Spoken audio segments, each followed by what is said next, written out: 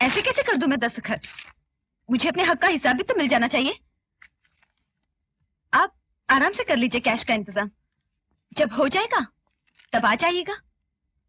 मैं कैश का इंतजाम करके आया हूँ। इंग्लिश बाबू देसी मैम 1996 की एक रोमांटिक कॉमेडी फिल्म है जिसमें शाहरुख खान और सोनाली बेंद्रे ने अभिनय किया है। यह शिथिल रूप से अमेरिकी romantic comedy it started in Naples पर आधारित है।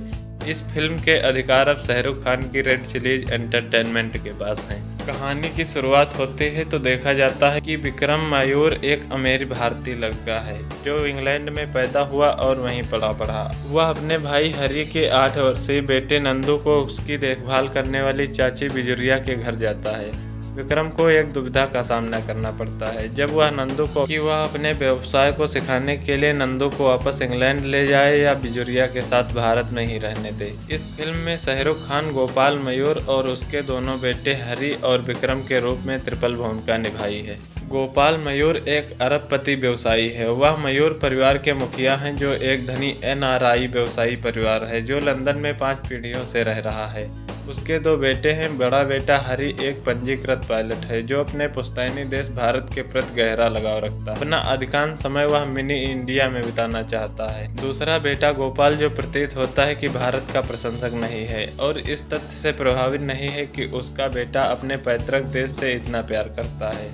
उसने अपने अंग्रेजी व्यापार भागीदार से वादा किया है कि वह हरी की शादी उसकी बेटी से करेगा। हालांकि हरी एक अंग्रेजी महिला से शादी नहीं करना चाहता और वह अपने परिवार से शादी को रद्द करने के लिए विनती करता है, लेकिन कोई भी उसकी नहीं सुनता। अपनी शादी के दिन वह अपने घर से भाग जाता है और भारत भागने के लिए एक विमान में सवार हो जाता है। उसका विमान हिंद महासागर में दुर्घटनाग्रस्त हो जाता है और उसे सभी के द्वारा मृत मान लिया जाता है। फिल्म आगे बढ़ती है तो हरी को मुंबई में देखा जाता है। वह इस दुर्घटना से बच जाता है और वह अभी भी जीवित है और बिजुरिया नाम की एक छोटी लड़की और उसकी कटारिया के साथ पाया जाता है। कटारिया उसकी देखभाल करके उसे स्वस्थ कर देती है। उसके ठीक होने के बाद हरी को पता चलता है कि ब्रिटिश सरकार ने उन्हें आधिकारिक तौर पर मृत घोषित कर दिया है क्योंकि एक बचाव अभियान उनके शरीर को खोजने में विफल रहा था। वह कटारिया से शादी करके अपने प्यारे भारत में एक नया जीवन शुरू कर देता है। कटारिया जल्द ही हरी के बच्चे के साथ गर्भवती हो जाती है। खुशी लंबे समय तक नहीं रहती क्योंकि दिवाली उत्सव के दौरान उसके घर में आग लग जाती है। हरी और कटारिया को घातक रूप से घायल पाया जाता है जो दोनों अपने बेटे नंदू की डिलीवरी के तुरंत बाद मर जाते हैं। कटारिया की छोटी बहन बिजुरिया नंदू को पालने के लिए अपनी शिक्षा का त्याग कर देती है। वह बार में डांसर के रूप में नौकरी करने लगती है। 8 साल बाद गोपाल का छोटा बेटा विक्रम मयूर जो भारत पर एक नकारात्मक दृष्टिकोण रखता है अपने पिता के उत्तराधिकारी के रूप में अपने परिवार के उद्योग के अध्यक्ष और मालिक के रूप में सफल होता है। जबकि फिल्म में यह खुलासा नहीं किया गया कि गोपाल के साथ क्या हुआ। उसे फिल्म में फिर कभी दोबारा नहीं दिखाया गया है। वह जल्द ही एक सफल और धनी उद्योगपति बन जाता है। वकील, मददगार बिजुरिया और कटारिया के परिवार मित्र टेलीविजन पर विक्रम का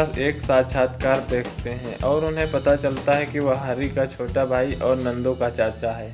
वह बिजुरिया और नंदू दोनों को अपने साथ ले जाने के लिए उन्हें भारत लाने की साजिश रचता है। वह हरी के खिलाफ मामला दर्ज करता है जिससे विक्रम को भ्रम की स्थिति में मुंबई आने के लिए मजबूर किया जाता है। विक्रम को पता चलता है कि उसका भाई विमान दुर्घटना से बच गया और 2 साल तक भारत में रहा, जिसके दौरान उसकी पत्नी के साथ उसकी वास्तविक मृत्यु के पहले उनकी शादी हो गई थी और उनका एक बेटा था। विक्रम का मानना है कि उनके भाई का बेटा उनके पारिवारिक उद्योग की अगली पीढ़ी है और इसलिए उन्हें वह वापस लंदन ले जाना चाहता है। और इधर बिजुरिया को नंदू से बहुत प्यार हो जाता है। बिजुरिया को पता चलता है कि अगर विक्रम अदालत में जाता है तो वह हमेशा के लिए नंदू को खो देगी और इसलिए वह रानी देवी होने का नाटक करती है जो नंदू की रक्षक थी। और विक्रम उसके प्यार में पड़ जाता है और धीरे धीरे उससे प्यार करने लगता है, लेकिन एक दिन उसकी सच्चाई उसके सामने आ जाती है। विक्रम अपने भतीजे को तुरंत अपने साथ वापस ले जाने का फैसला करता है, लेकिन भतीजा जो अपने नए चाचा से घृणा करता है और अपनी चाची को एक माँ की तरह प्यार करता है, वह इसका विरोध करता है, लेकिन विक्रम अडिग रहता है। बिजुरिया नंदू को विक्रम के साथ जाने के लिए मजबूर करती है।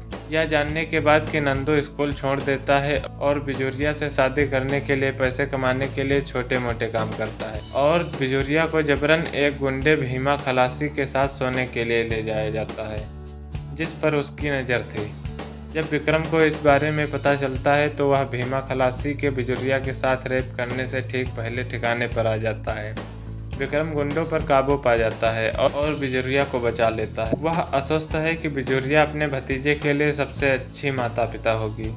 विक्रम बिजुरिया से शादी करता है और उसे और उसके भतीजे को अपने साथ वापस ले जाता है।